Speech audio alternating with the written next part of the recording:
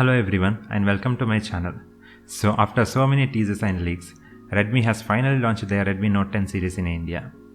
An AMOLED panel sub 15K, an AMOLED panel with 120Hz refresh rate and 108 megapixel camera sub 20K all sounds great, right? But is it really good as it sounds? Well, I'll let you know in the video, so without wasting much time, let's get this video started. So in this entire video, mostly I'll be concentrating mainly on the Redmi Note 10 Pro Max phone because it is one of the most hyped smartphone, and Redmi Note 10 Pro and Redmi Note 10, there are slight downgrades which I'll talk at the end of the video. First thing is the display. By now we all know that Redmi Note 10 Pro Max comes with a Super AMOLED display. Yes, finally an AMOLED display on the Redmi phone. I was waiting for this for a very long time and I'm really happy with this. It's not just any AMOLED display, it's a Super AMOLED display with 120Hz refresh rate. So that's amazing, right? Right off the back it totally overtakes Note and all other phones that were offering AMOLED display in the 35K price segment.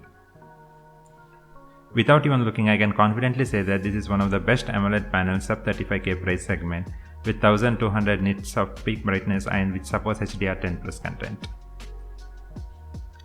Since we are looking into the display of the smartphone, let us address the small notch that is in the front of the smartphone. It is only 2.96 mm in display punch hole, and Xiaomi says that this is one of the smallest punch holes ever on a smartphone. Within this punch hole, we get a 16 megapixel front camera on the Redmi Note 10 Pro Max, and it supports night mode on the front camera as well now. Towards the back, we have one of the highly hyped smartphone camera sensors ever, that is a Samsung HM2 third generation camera sensor.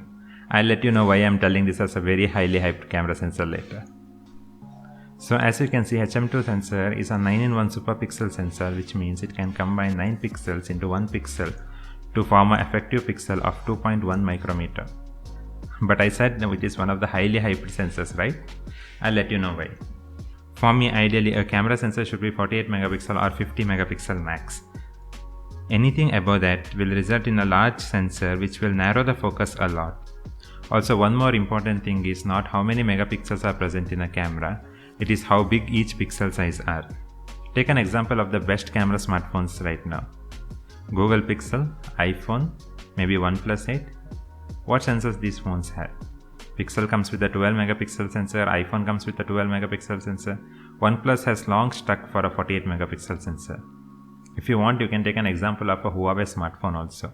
They have one of the best cameras in a smartphone, and yet their megapixels don't reach 108.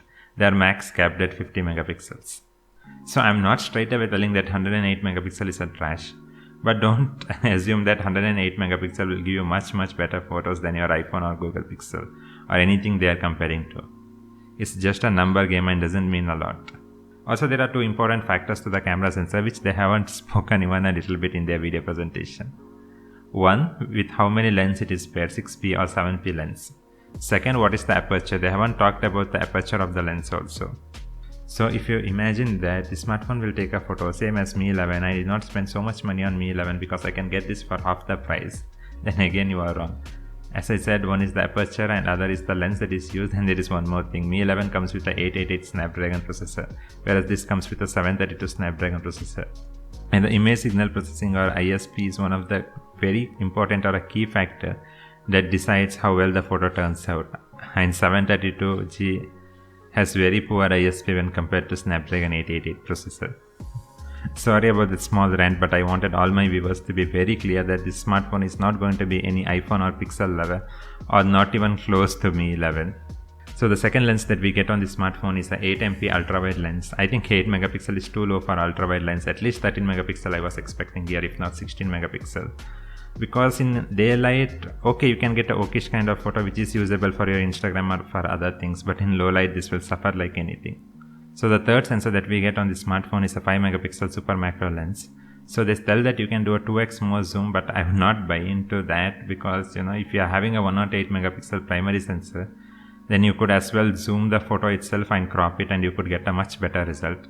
Also, they said that it is a telemacro lens, but they did not tell anything about the optical zoom, so I'm a bit confused here. And the fourth sensor is a 2 megapixel depth sensor, and I really don't know why people are using this sensor. It's just a gimmick to increase the sensor count. Also, keep one more thing in mind: if you are ever planning to use a Gcam and you think that Gcam would miraculously make the pictures look outstanding, then do remember that Samsung sensors have very poor Gcam compatibility. Coming to the other camera features, we get a blogging mode which is really good for the content creators. Then we have the long exposure mode which you can use to take the light trail or other things. We also get a complete video pro mode where we can adjust and tune each and every settings, which is really good for content creators. They also promise that we are getting a new night mode 2.0 which will give you more details and less screen, but I am not buying into their promises. One golden advice that I wanted to give it to everyone is buy a smartphone on what it does today and not on their future promises that what it can deliver. Because most often those promises will be broken. We also get a magic clone mode if you are into TikTok or Reels. It would be really helpful. For others, I don't find it much helpful. Coming to the mobile processor, which I call the heart and brain of any smartphone, we get a Qualcomm Snapdragon 732G mobile platform chipset here. I was more than a bit disappointed seeing this chipset, not because it doesn't support 5G or anything. About 5G I'll talk later, but simply because it's a 8nm process technology and it is not a very powerful processor.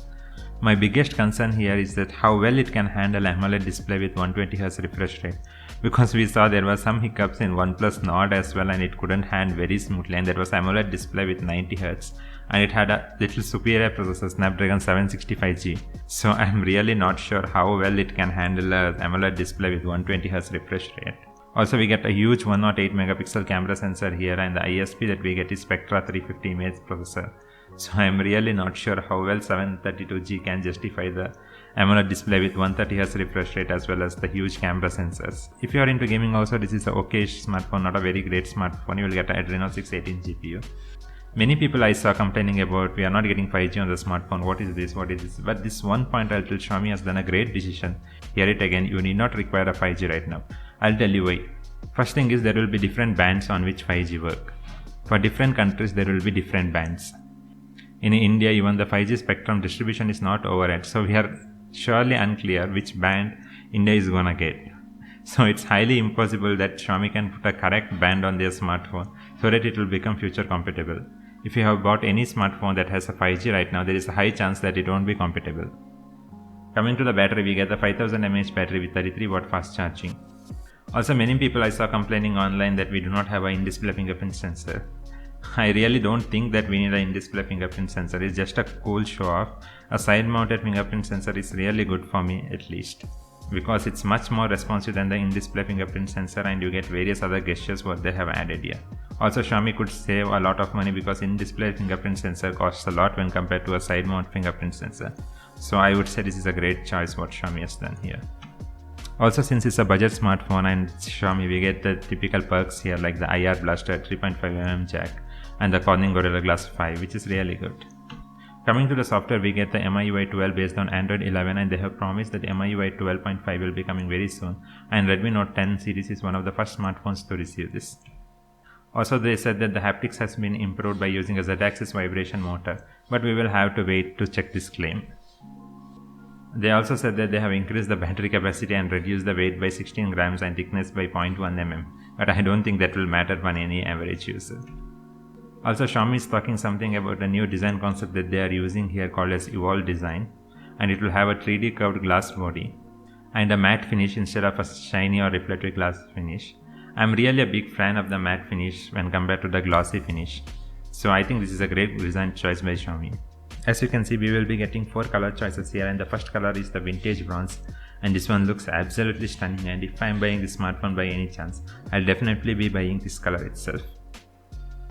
The second color is the aqua green, and then we have the frost white color, and then we have the shadow black color. So there is one important thing that they didn't mention in the presentation, which is the RAM and the storage. The RAM is of type LPDDR4X, which is fine, not a great deal breaker, but the storage is UFS 2.2. You should remember that this is a 3 or 4 generations old storage system.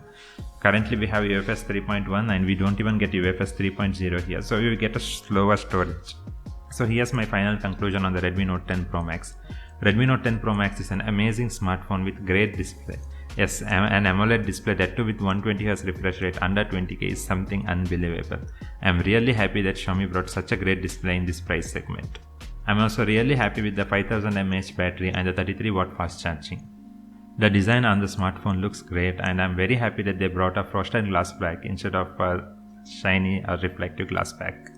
The 108 megapixel is not as great as the advertised, but it is okay and acceptable under 20k price segment. I have two biggest disappointments with this smartphone, and this might be a reason why I will be avoiding this smartphone.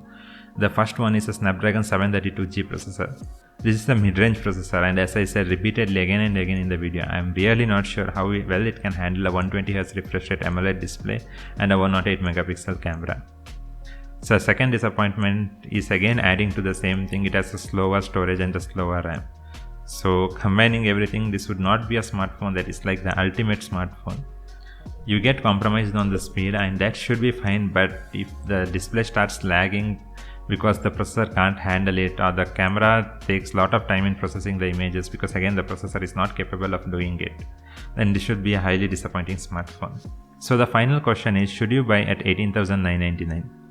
As you see, this is a spectacular smartphone and all the specifications looks more than convincing to buy for 18,999. But the big question to me is about the Snapdragon 732G processor. If this processor can't keep up with the high refresh rate and the display, and the image processing becomes slow as I said due to 108 megapixel camera, then this smartphone would be a huge letdown. So I would request everyone to wait for at least 3 to 4 weeks so that you can see a lot of reviews from the YouTubers, and also you can see some of the friends or someone using this smartphone, and then get an idea how well this 732G processor can perform and decide on whether you should buy or not. So that's it guys for this video. If you really like my effort on how much time I have spent in deeply analyzing the smartphone and giving you a completely unbiased review, please subscribe to my channel, hit that like button and share it with your friends so that it could create a more value for your friends and family as well. Thank you, have a great day, bye.